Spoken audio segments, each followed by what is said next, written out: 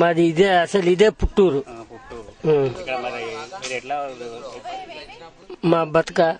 మా బతుకంతా ఈ వీటి వల్లనే మేము కాపాడేది.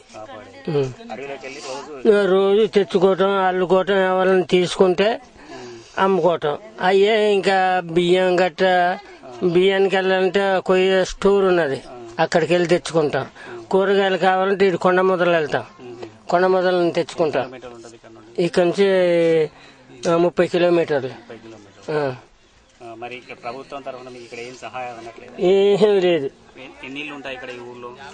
30 ఇల్లు ఉంటాయి. 30 ఇల్లు ఉంటాయి. అందరు ఉపాధి ఇదేనా? అందరికి ఇదే పని. ఇక్కడ వ్యవసాయం అనేది ఏం లేదు. మీకు భూములు ప్రభుత్వం ఏం లేవు. ఇంకే వీటి వల్లనే మేము బతుకు. మరి మీ నాయకులు ఎవరైనా ఇక్కడ కోట్లు వచ్చినప్పుడు అడిగారు మీరు?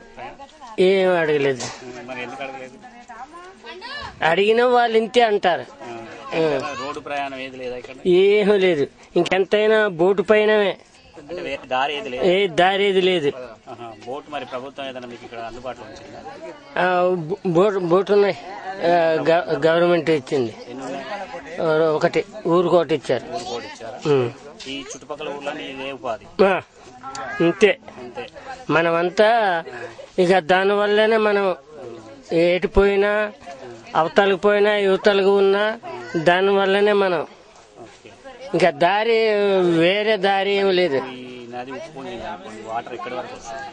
ఇదిగో ఇదంతా ముంచేద్ది. పైన ఉన్నాయి ఊరు, అక్కడికి వెళ్తాం.